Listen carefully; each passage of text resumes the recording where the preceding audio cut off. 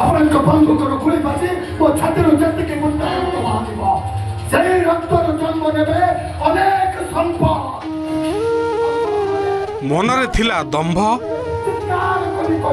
କହି ଚାଲିଥିଲେ ଡାଇଲଗ, ମୁହଁରେ ରଙ୍ଗ ମାଖି ମଞ୍ଚ ଉପରେ ଅଭିନୟ କରୁଥିଲେ ଆପଣମାନଙ୍କର ପ୍ରିୟ ଜଲିଉଡର ଆଗଧାଡିର ଅଭିନେତା ଜିତୁ।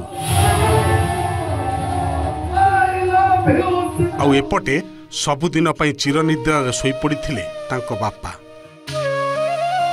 ସବୁବେଳେ ଯାତ୍ରା ମଞ୍ଚରେ ଦର୍ଶକଙ୍କୁ ହସାଉଥିବା ଆଉ କନ୍ଦାଉଥିବା ଏହି କଳାକାର ନିଜ ଆଖିର ଲୁହକୁ ଆଖିରେ ମାରି ଛାତିର କୋହକୁ ଛାତିରେ ଜାବୁଡ଼ି ଧରି କରୁଥିଲେ ନାଟକ। କାହାଣୀର ନାଁ ଥିଲା ତୁ ବୋଧେ ମୋ ଭାଗ୍ୟରେ ନାହୁଁ। ଆଉ ସତକୁ ସତ ନାଟକର ନାଁ ସତ ହୋଇଗଲା।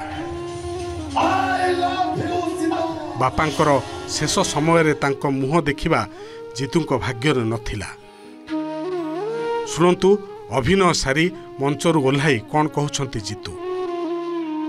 ବାପାଙ୍କ ଆଶୀର୍ବାଦରୁ ମୁଁ ଯାତ୍ରାପାଟିକି ଆସିଥିଲି।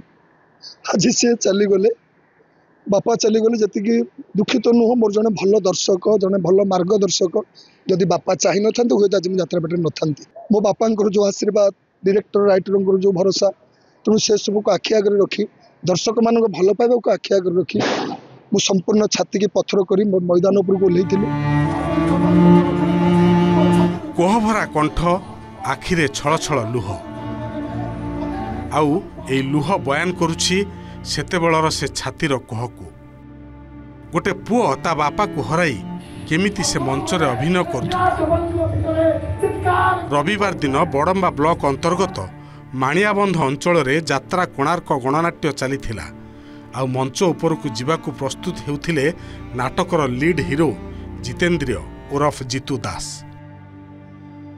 ମୁହଁରେ ମାରୁଥିଲେ ରଙ୍ଗ। ଠିକ୍ 4:30 ବେଳେ ଖବର ଆସି ପହଞ୍ଚିଲା, ତୁମ ବାପା ଆଉ ନାହାନ୍ତି।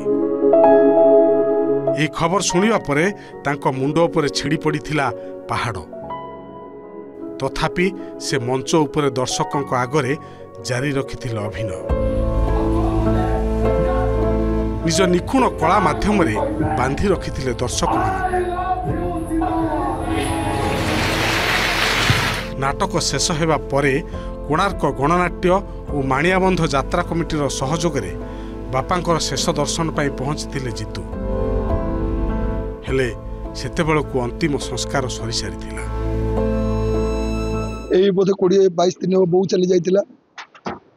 ବହୁତ ଦୁଃଖ ଲାଗିଥିଲା। ମାସେ ହେଇନି ପୁଣି ବାପା ଚାଲିଗଲେ। ସେମାନେ ଚାଲିଗଲେ ଟିକେ ଦୁଃଖିତ ନୁହଁ, ବରଂ ଖୁସି। ସେମାନେ ବହୁତ ଦିନ ରହିକି ପଡ଼ିକି ଘାଣ୍ଟିବା ବି ଠିକ୍ ହେଇନଥାନ୍ତା। ମୁଁ ଦିନେ ଭାବିଲି, ମୋ ବାପା ମୋତେ ଦିନେ କହିଥିଲେ, ତୁ ଯାତ୍ରାପାଟିରେ କଳାକାର ହେଲୁ, ମୁଁ ଏତେ ଖୁସି, ହୁଏତ ତୁ କଲେକ୍ଟର କି ଏସ୍ପି ହେଇଥିଲୁ ମୁଁ ଏତେ ଖୁସି ହେଇନଥାନ୍ତି।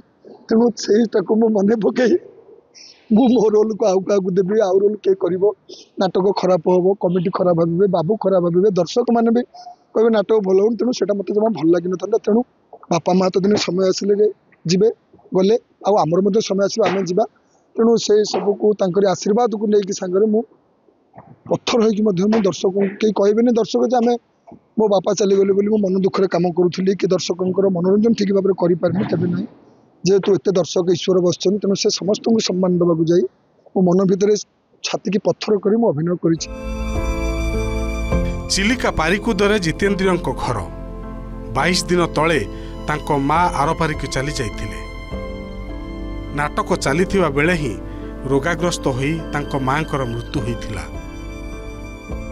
ଆଉ ଏବେ ମାସେ ନ ପୁରୁଣୁ ମୁଣ୍ଡ ଉପରୁ ବାପାଙ୍କ ହାତ ଉଠିଯାଇଛି। ଅନୁଷ୍ଠାନରେ ଯିଏ ବି ନିଜ କର୍ତ୍ତବ୍ୟ କରିବାକୁ ବାଧ୍ୟ।